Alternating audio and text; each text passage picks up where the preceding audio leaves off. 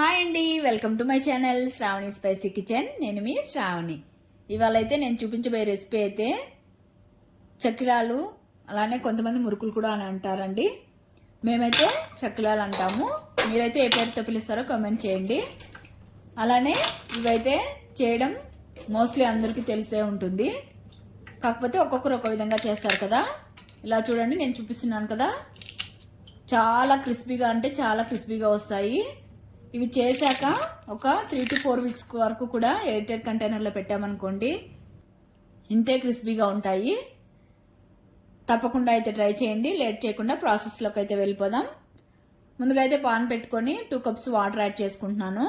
అలానే ఇందులో తగినంత సాల్టు, తర్వాత నేనైతే ఇక్కడ 2 spoons డాల్డా వేస్తున్నానండి. మీకు వద్దనుకుంటే నెయ్యి కానీ అలానే ఆయిల్ అయినా వేసేసుకోవచ్చు. తర్వాత ఒకసారి బాగా మిక్స్ చేసేసుకొని కొద్దిగా బాయిల్ అవ్వనివ్వాలి వాటర్ అనేవి. ఇక్కడ వాటర్ బాయిల్ అయిపోయాయండి. ఇప్పుడు మంటనైతే సిమ్లో పెట్టుకొని ఇక్కడ 1 కప్పు ఓలిగ రవ్వ తీసుకుంటున్నానండి. కొంతమంది చిరోటి రవ్వ అని కూడా అంటారు. కొద్ది కొద్దిగా వేసుకుంటూ ఇలాగా కలుపుతూనే ఉండాలి, లేదంటే ఉండలు కట్టేస్తుంది.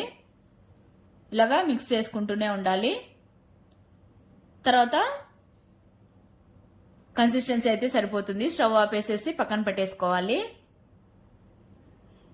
ఈ రవ్వ వేయడం వల్ల ఇంకా క్రిస్పీగా వస్తాయండి ఈ చక్కిలాలు అయితే. తర్వాత 2 cups బియ్యం పిండి, కొద్దిగా పసుపు, అలానే ఒక 1.5 spoon అలాగా కారం పొడి, తర్వాత 2 spoons నువ్వులు, సాల్ట్ చూసుకొని వేసుకోండి. ఆల్రెడీ మనం రవ్వలో వేసాం కాబట్టి వాటర్ బాయిల్ అయ్యేటప్పుడు, కాబట్టి చూసుకొని సాల్ట్ వేసేసుకొని ఒక 1/2 కప్పు శనగపిండి వేసేసుకోవాలండి. ఈ శనగపిండి వల్ల మంచి టేస్ట్ ఉంటాయి ఈ చక్కిలాలు అయితే. మొత్తం పిండిని అంతా బాగా కలిపేసుకోవాలి. ఆల్రెడీ మనము రవ్వని వాటర్లో కలిపి కుక్ చేసాం కాబట్టి వాటర్ అనేవి ఎక్కువ అవసరం లేదండి. ఇలాగా మరీ కొద్దిగా గట్టిగా కాకుండా సాఫ్ట్గా అయ్యేలాగా పిండిని అయితే మిక్స్ చేసేసుకొని చక్కిలాలు ఎత్తుకునే తవ్వలు ఉంటాయి కదండి, అందులోకి కొద్దిగా తేమ కానీ లేదా ఆయిల్ కానీ రాసేసి పిండిని అంతా పెట్టేసుకొని ఇలాగ ఒత్తేసుకోవాలి.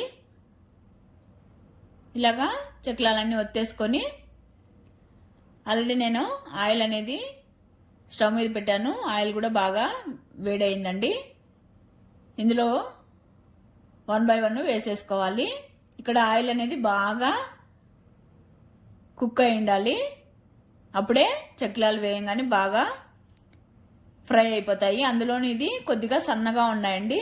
కొద్దిగా లావుగా వేసుకునే వాళ్ళైతే మంటను మీడియం ఫ్లేమ్లో పెట్టుకొని స్లోగా కుక్ చేసుకోండి. ఇవైతే తొందరగా ఫ్రై అయిపోతాయి. తర్వాత తీసి పక్కన ఉంచేసుకొని సర్వ్ చేసేసుకోవడమే అండి.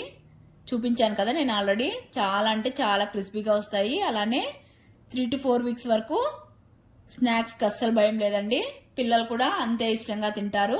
తప్పకుండా అయితే ట్రై చేయండి. ట్రై చేసి మీకు ఎలా వచ్చిందో కామెంట్ చేయండి. అలానే మన ఛానల్ని అయితే సబ్స్క్రైబ్ చేసుకోవడం మాత్రం మర్చిపోకండి నచ్చినట్టయితే. Okay, bye.